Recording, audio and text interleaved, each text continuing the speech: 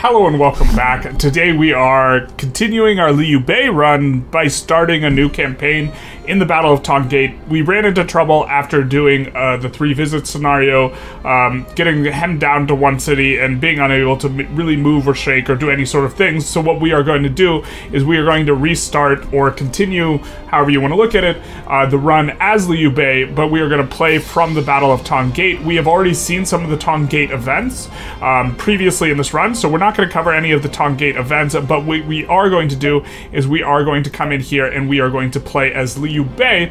But let's take a quick look at all the officers that are in our force as they stand. We're going to sort by leadership. We do have Zhuge Liang, Guan Yu, Zhao Yun, Zhang Fei, all making returns. We see that we have integrated Huang Zhang, who is a great, powerful archer, an old man, as he were. We are going to have Wei Yan in here, who we had gotten before, but he got captured, and he stayed captured for most of the run. We are going to be playing as Liu Bei, and then it's down into Guan Ping. We have some ministers that we did not have before. Unfortunately, we don't have the same wife maxing that we had before, except we do, because we have Sun Shengxiang as a wife now. A little bit of a trick from Zhou Yu in order to get the wifey. Zhou Yu is probably now dead at this point, so that's going to be a new wife for us. Just kind of looking through the higher tier officers we have as far as intelligence, or each of the spheres here. We're looking through intelligence now. Huang Yuying made an appearance before. We had Ma Liang before, Ma Su, so a lot of familiar faces. We do see the very nice minister of Jiangwan. He is probably going to be our second highest politic officer behind Zhuge Liang when we sort by governance, rather. In some of the other games it's called politics, it's called governance in this one.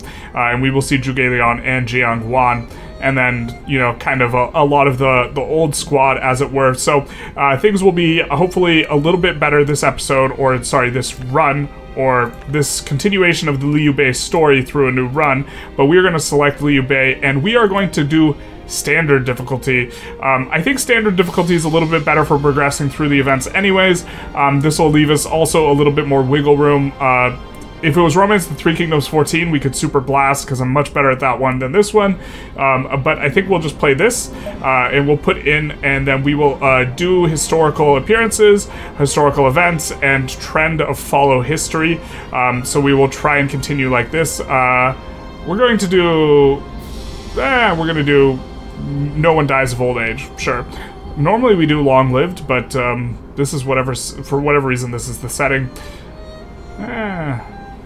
No, we'll keep our people alive. We'll avoid the big set. Actually, you know what? This will be more interesting. All right. And so we will play as Liu Bei here, and our prestige is Zhao Li the Benevolent, and we will... Actually, no. We're gonna do this. We don't want to die of old age somehow in this run, so we're gonna do this. I forget if you can die of old age or not, but we don't want the run to get bricked by that. We are at mid-level difficulty this time, and we will be starting the Battle of Tong Gate. We will be maybe skipping through this. Here's the intro here. We have here, actually. In an effort to defeat Liu Bei in Jing province, Cao Cao called the hero of the Liang province, Ma Tang, into the center of the land and succeeded in assassinating him, clearing his back of enemies in the northwest. Hearing of this, Ma Tang's son, Ma Kao, flew into a rage, gathering his sworn brother Han Sui other to Jing province to raise an army. Unfortunately, this didn't turn out too well. The Ma Cao's mighty force was threatening even Chang'an and Tong Gate. The surprising state of affairs caught Cao Cao at a loss. On the other hand, Sun Quan demanded that Liu Bei return Jing province. Since he would not comply, he attempted plans against him, but Zhuge Liang saw through them, costing him Zhou Yu. So Zhou Yu dies. Blocked off by both Cao Cao in the north and Sun Quan in the east, Liu Bei found himself in dire straits. Of course, that leaves the west. An invitation came to the west, a road to the division of the land into 3 that Zhuge Liang once spoke of, and so we will have to expand into Zhuge Liang's territory. I, Zhuge Liang, will now advise you about our upcoming strategy. First, how about making sure we have an advising minister assigned? This can be done through appointments, etc., etc. We're going to switch up where we start out, but he is telling us a little bit of how we do things using this interface. And so I think what we're going to do, though, is we could either stay here in Wuling, or we can move the city more to the front to Jiangling, which I think we're going to be interested in doing, but we'll take stock of things and make a few decisions. Alright, we will be moving around officers some, transferring ourselves to Jiangling to take over things there, transferring some guys back here to the city we're coming from in order to even things out, and also moving some guys over to the city down here where there's only 3 people. We'll also look to reassign who's governors of each of these cities in a way that makes sense, but we will be moving the main force over to here in the north to give us a little bit of a better access in terms of the battles we can control, which are the ones we are in, to defending both Jiangxia and also this province from Cao Cao in the north. In this scenario, we start with Unlocked, the unique prestige for Liu Bei. With the matchless spirit of chivalry, this hero envelops the world in his benevolence. It is Zhao Lai the Benevolent, where we will get itinerant recruiting, which greatly increases private troops, better than recruit, private troop training plus, military review, which increases the city's fealty and troop proficiency. I don't know how much we'll make use of this before we start acquiring more gold, and then we get recruit volunteers, which increases city troops and private troops and slightly decreases fealty. And so this will help us to have more troops in the setting, and overall the commander tree is going to give us access to a bunch of events that we haven't really been featuring too much, you know, mild like RNG events that give us additional leadership, but it will help us to be a better leader.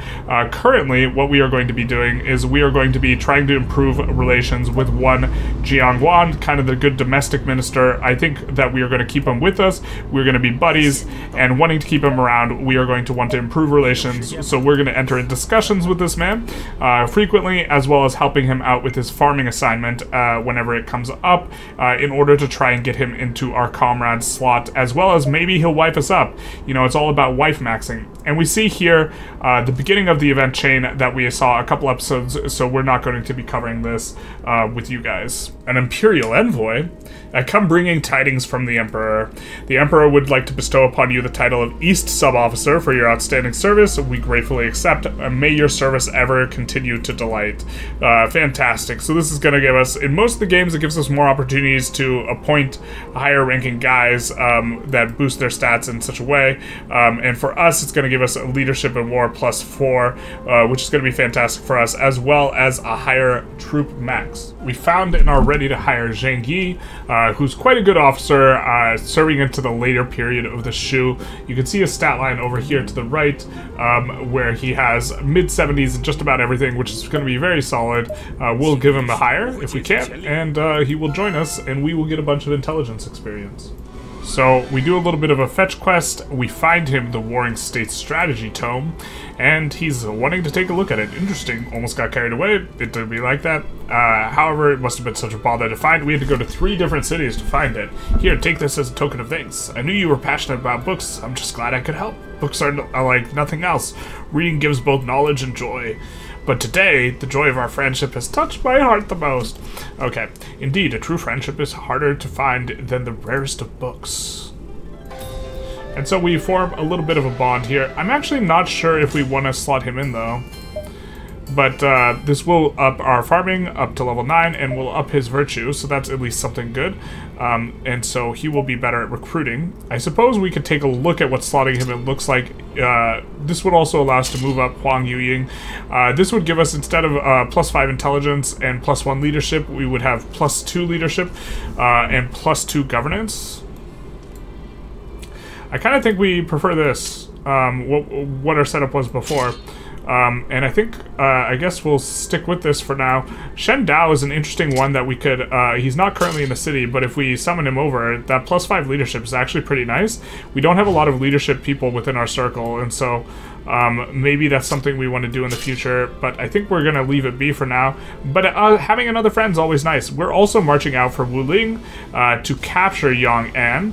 Hopefully this doesn't stretch us too thin. I do think we want to try and make progress towards Liu Zhang in a general sense, and we have in there, Gongji is not really the main leader. The main leader is going to be Wei Yan, He's just not high enough tier, and we'll have Wei Yan in that city. He's high 80s in terms of his leadership in war, 70-ish intelligent, very strong officer, and so we will have him kind of holding up the city, and we will transfer over some other guys from our city in order to help him. Namely, we are thinking that, if we take a look, we are thinking that we are going to transfer over Shamoke to help him, because Shamoke is okay, and Zhang Zhu and Zhang Da, just kind of as middling low-tier officers to go along with a reasonable officer for leading some troops along with them. We are try and have 2 reasonable leadership officers in each city right now, as well as at least 1 domestic officer, something like this. About 6 officers per city, except for our main city here, which we are working on developing up. So currently, no one's really marched out too much yet. We're making the first move on the board and looking to acquire another city from which to develop. We can't really march over here too easily, and I think we have some sort of truce/peace agreement with Sun Ce. Definitely one we would want to keep. We definitely want to make sure we diplo with them, and so our expansion path is west rather, while simultaneously looking to hold these 2 cities against Cao Cao. With Zhang Lu pressing at the borders, Liu Zhang sought advice from the retainers. It was Zhang Shang who stepped forward. If you are seeking help to stop Zhang Lu, there is really only one choice: Liu Bei, who is well known to have a benevolent nature. And do we not share blood with Liu Bei? That is who I believe we must call here to Yi province, inviting the, lion into the sheep's den, something like this. But the historical Liu Bei, different than book Liu Bei. Liu Bei would never betray him. Thus, an envoy was sent from Liu Zhang off Yi to Liu Bei, who remained in Jing. Zhang Shang, welcome to my home. I frequently hear people talking of all the wonderful things you are doing. You honor me too much, but meeting you in person has helped to make a decision. Liu Bei, will you take over control of the land of Bashu in place of my lord? What? Do you expect me to steal Bashu from Liu Zhang? Liu Zhang does not have the strength to protect Bashu. The people desire a new ruler. Please, you must consider it. But, Liu Bei, you cannot ignore this request. You have to do it for the people. Snake the kingdom up from under your kin. Bashu is perfect location from which to win the land. If you truly mean to fulfill your desires, you must take this opportunity. Will you attack Yi province? Yes. So we got this event after taking Yong'an. Liu Bei was reluctant to invade Liu Zhang, whom he was distantly related. I like how they insert this distantly here, now that he's deciding to attack him. However, it is distant though. However, with the urging of the retainers, it was decided to go to Shu. Liu Bei's forces marched, and with the guidance of certain locals, they crushed Liu Zhang's forces one after the other. Also, sent by Zhang Lu, the renowned Ma Kao joined Liu Bei's camp, and finally Shangdu fell. Okay, so here we just get all the events. This is kind of what I was expecting from last episode. After defeating Liu Zhang, Liu Bei enters Shangdu, gaining control of the vast land of Bashu. With his reputation as a benevolent ruler, he is welcomed by the people, and the change in rulers occurred peacefully. Definitely no war when he violently attacked his kin. Definitely not. I've only made it this far with the people I've been blessed with, says Liu Bei. Since the day I gained brothers and first-race troops, oh, there's the big guys, I have pursued my ideals uncompromisingly, but it is only with the aid of many that I was able to do so. Those are the 5 Tiger Generals. I wish once again to thank you, those of you who are with me today. And they cheer. And there's Kong Ming, Zhuge Liang. The land of 3 parts has finally been achieved. Bashu was the homeland of the first emperor and is a natural fortress. The land is bountiful, the people happy. With such fertile land at our disposal, we will restore the Han and bring peace to the people. I like how they skipped over the part where Peng Tong died. Right, friends, I ask you to give your all to the work until the world knows peace again. Peng Tong, the very intelligent minister, our second guy, normally dies in these events. Liu Bei obtains the Yi province, the land in 3 parts works. Liu Zhang surrenders to Liu Bei, Ma Cao's and others submit to Liu Bei. So Liu Zhang's army just falls, and we get an imperial envoy, of course, who is going to promote us because we have a much bigger territory. We are promoted to the title of East Officer Defense for our sounding service. May we continue to delight. Yes, sir, of course. And so we will get leadership in war, and when we zoom out, this is the new state of affairs where we are controlling the Bashu region. We don't have control up here in the north. Looks like Cao Cao will probably take control of Wudu. I mean, we could try and march for Wudu. Zhang Lu has control of Huangzhang. We will look to push to the north eventually. Our capital gets moved, so we'll have to move around some troops. It looks like there was some shuffling that happened already on behalf of the AI. Hopefully the AI was a little bit smart about it. But we will look to push into the south, grab these 4 cities up, and then have a nice kind of power base from which to oppose Cao Cao. And hopefully nothing happens to any of our Oath brothers here, you know, over in the west. We actually are just going to keep Guan Yu with us, I think, in order to head off or stave off disaster. But we'll rebalance some of these areas so that they make sure that we have it looks like the AI is maybe doing a kind of okay form of rebalancing, but we'll make sure there's 1 or 2 good leadership guys in these provinces. Like, this is probably a little overstacked with the leadership. At least 1 or 2 good governance guys, and try and make sure that the cities can develop. I think we might keep our capital here in Chengdu. Tempted to move it back to Jiangling, though, with which to resist Cao Cao's advance from the north here. This would give us a lot more control. We can only really control one side, though. We can either control this area of ingress or this area of ingress, not both simultaneously. So we'll have a little bit of a think on that. But this is the tripedal balance. I think if we go info force, we will see something a little bit better, except we don't have control over all the little districts, or it hasn't turned all green yet. It should be all green. It's kind of green. Green enough. We'll call it green enough. After some thought, I think we're going to hang out in Chengdu until we acquire these 4 cities down in the south. That way we will be able to use our private armies to help expand here anyways, and also we will be rearranging anyways, and so might as well just rearrange once instead of rearrange twice. I think that these places are decent enough, although we probably put a little bit better officers on the front lines here, other than, you know, whatever's in Zhou Kang's unit, although let's take a look. Yeah, so we probably put a little bit better officers up over here, and a little bit better officers over here, although Fa Zheng is pretty good. Guan Yu is fantastic, but these guys are traveling, or they're affiliated with, ooh, you know what it did? It bricked our comrades, so we gotta readjust our comrades. But before we do that, I just wanted to kind of take stock a little bit of what's going on in all the forces, and kind of see who's the best people on the block in terms of, you know, leadership, war, intelligence, governance. Now that the lines have kind of been drawn, and we can see that Cao Cao has a lot of the great leaders, including himself. We have Zhuge Liang, Zheng Liao is a ruler over Shouchun, Sima Yi will be one of our great enemies, and we see the first of the 5 tiger generals here.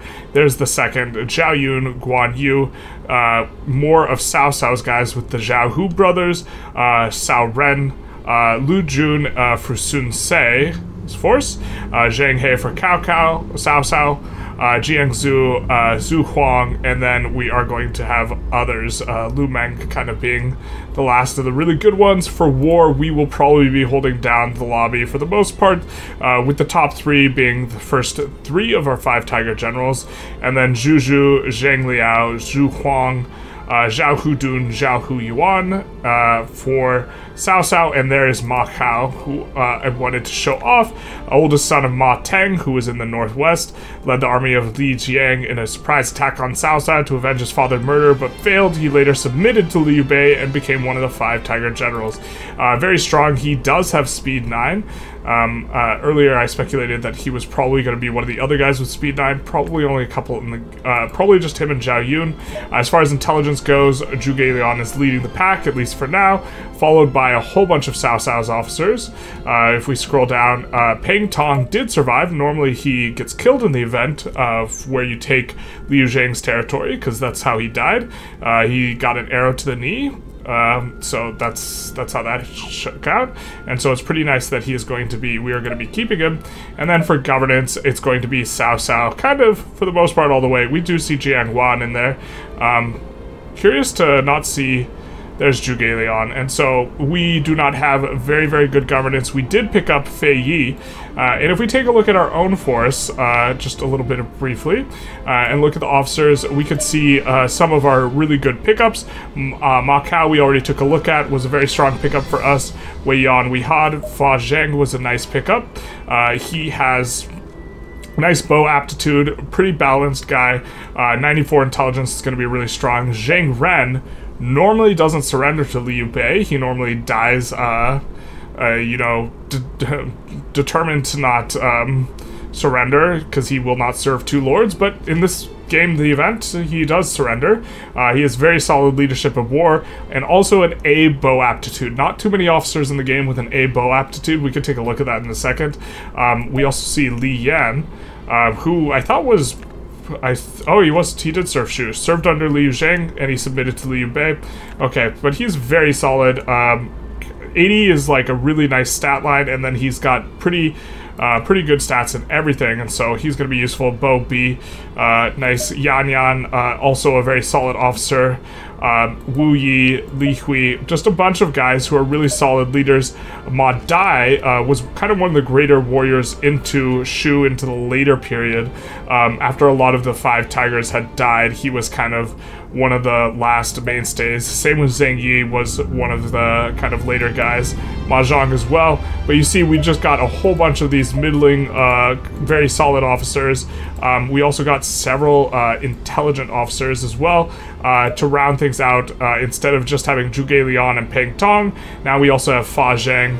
We had Huang Yuying before, we had the Ma's before, Jiang Wan. We just acquired Fei Yi, who is one of the better ministers, or he's the minister of Shu, remained in Chengdu with Jiang Wan during the northern campaign. He and Jiang Wan directed domestic affairs following Zhuge Liang's death when he was appointed Minister of Letters. And so that's kind of how we have things going for governance. We have Dong He that we also acquired, or Dong He. And so that's going to kind of round things out. But overall, our force has gotten a lot stronger. If we take a look... not at this one. If we take a look and we look at all the overall forces, we will see that we have, let's see, a total of 91 officers and 10 cities. And if we take a look at Cao Cao is going to have 31 cities, so we're still definitely a lot smaller, and 130 officers. So we're not too far behind on the officers count, and as long as we can stay allied with Sun Quan, we can look to make some moves, in particular now expanding into the south and getting ourselves a nice solid base, bringing ourselves up to 14 cities instead of 10. Alright, we are going to do a little bit of a mass transfer in various spots, looking to at least get ourselves a little bit better in terms of what's going to be coming in here to each city, because we saw that the front lines actually didn't have very good officers on them. We're moving Ma Hao and Ma Yunlu, his sister, to Yong'an. We are moving to here. We are moving... no, that's not what we wanted. We wanted to see who's going to be there. We are moving Zhang Fei and Zhang Bao to there, because when we had pulled all of our comrades over, this kind of left the city a little bit dry. We're moving several domestic officers over there as well. And to here, we are moving Huang Zhang, who will pick up as governor. He was here before, but then he got moved down, and Zhang Yi is also here. It's going to be pretty solid. I think we'll move the other Zhang Yi there as well, and Zhou Kang we might keep there, but that'll be pretty good. Shamo-K, we are moving from here down to here to make sure that there's a kind of high war officer. But if we're not fighting in this province or with this city, it's important to have a bit of balance, but if we're not fighting too much out of the city because it's kind of far from the action, then it's less important we have good war guys, and it is kind of far from the action, and instead we'll look to have this place eco up, having more domestic ministers there. And so kind of as we get further, we have our very best guys on the front line in the curve here. We are occupying this territory. We do kind of want to make sure Wu Yi and Ma Zhang and Li Hui, more than enough to kind of be pretty strong up here with our support from Chengdu. And so I think that this is a pretty solid setup that we will have here, so we will confirm it. And this will dismiss some ministers, and we'll need to assign governors, but that'll be okay. So Sun Quan is marching on us with 100,000 guys, kind of marching out from everywhere, and we are scrambling to try and form an alliance with them, with Fa Zheng. It's going to take several hundred days. They're going for Jiangxia. Hopefully we can defend it. This is maybe why we should have swapped over to Jiangling. I suppose we could still swap over, or we could just march out from here. Marching out from here is kind of gnarly, though, in the sense that that's going to take us friggin' forever. We do want to, at the very least, let Zhao Yun take Yue Sui. So maybe we march out from kind of these southern provinces, look to help out over here, and make some sort of maneuver that makes it so we can take the city. Honestly, this is not the easiest city to hold in most of these games, or it's either really, really easy or really annoying to hold this city in most of the romance games. And in this one, it kind of seems annoying. We're also having to micro picking up all of these unclaimed regions, like Chibi, for example. There's a bunch over here, and this is kind of what we're in the middle of now, moving around armies to make sure we occupy these areas so that we can kind of gain full control of our newly acquired lands, because currently don't really have any of these associated, and they give us bonuses like commerce, leadership, farming, these types of things. After grabbing a couple of those cities in the south, we do get promoted again to East Officer Subjugation, which is going to be good for us. It will raise our leadership in war a little bit higher. We are currently trying to defend here. There is a lot of people coming in. This is maybe not going to be possible. We've moved our main base over here so that we can personally march out and control the battle over here, but it might be a little bit too little too late. We're hoping that these reinforcements from the south give them enough time so that we can control the battle, because then we can win it. We also have this alliance proposal coming in, but it's going to be another several hundred days from Fa Zheng out of Jiangling, and so we're hoping that we can make sure we control the city. If we lose the city, but we get an alliance with Sun Quan, it's not the end of the world.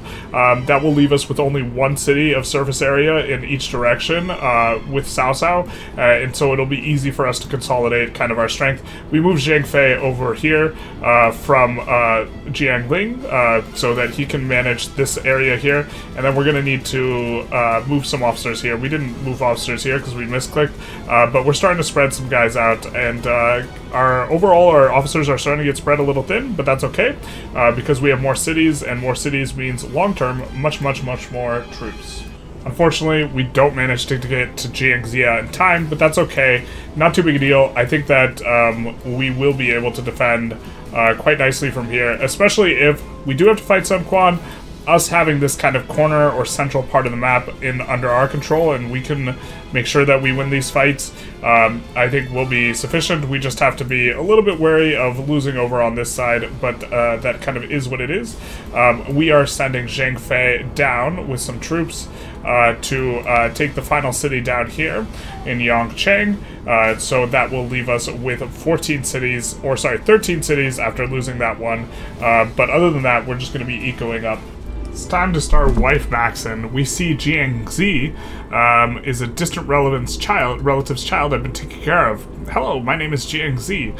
I've heard so much of your exploits, Liu Bei. I've always wanted to meet you. Oh, you flatter me.